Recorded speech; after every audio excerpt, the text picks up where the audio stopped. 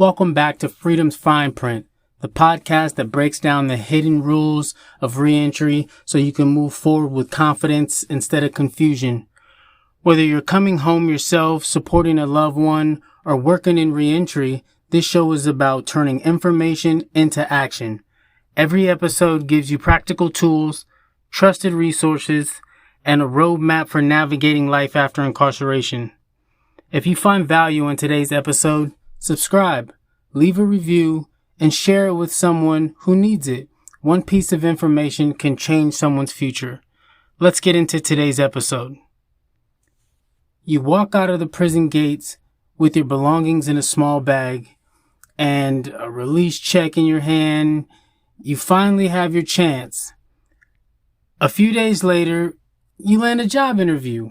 The manager likes you, the position pays well, everything is going your way. Then they ask one simple question.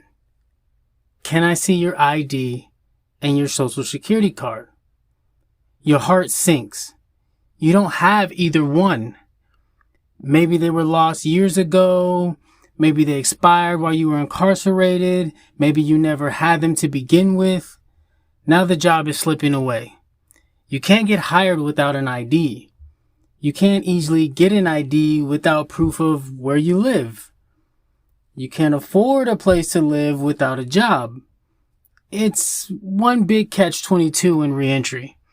Today we're talking about the ID crisis, why it happens, how to avoid it, and the resources available in Sacramento and across California that can help you reclaim your identity and move forward. The first thing you need to know is this. Don't wait until you're released. California's Cal ID program allows many incarcerated individuals to begin the identification process before they leave prison. That means you may be able to walk out with a valid California identification card already waiting on you.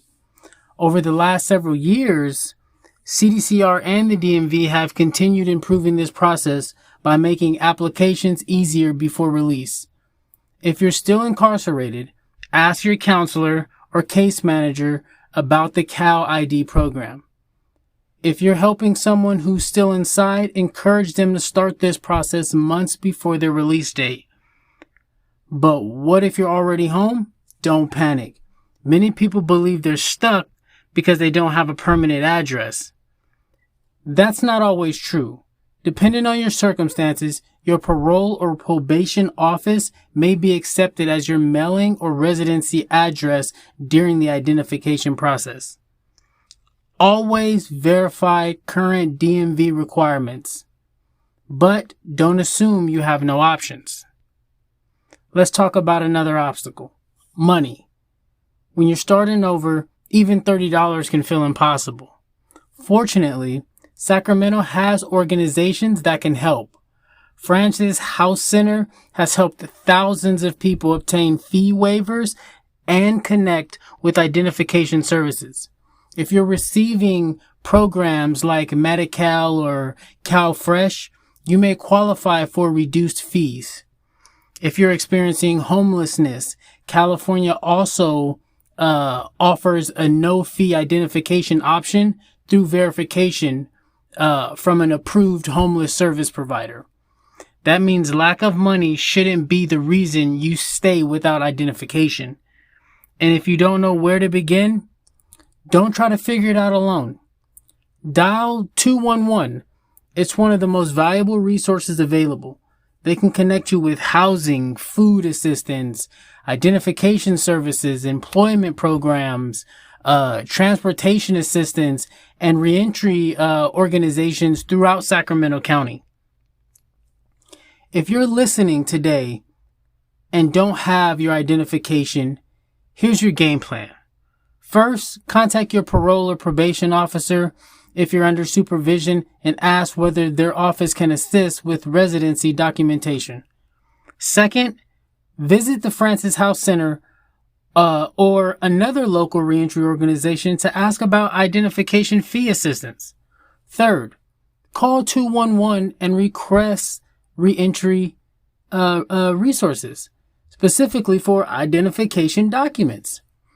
Fourth, replace your social security card as soon as possible. Your ID opens the door. Your social security card keeps it open. Without these documents, everything becomes harder.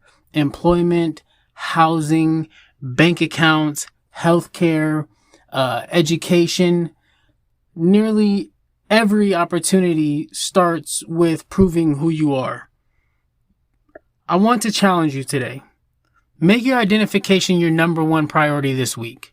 Not next month, not when things settle down, this week. If you already have your ID now, help someone else get theirs. Share this episode with a friend, a family member, a mentor, or someone who's preparing for release. Information only changes lives when it's shared. Your identity is more than a card in your wallet. It's access, it's opportunity, it's independence. It's the first step toward rebuilding your future. Thank you for spending time with me today. If you enjoyed this episode, subscribe to Freedom's Fine Print, leave a review, and follow the show so you never miss an episode. I'm Larenzo. Next time, stay informed, stay prepared, and keep moving forward. We'll see you on the next episode.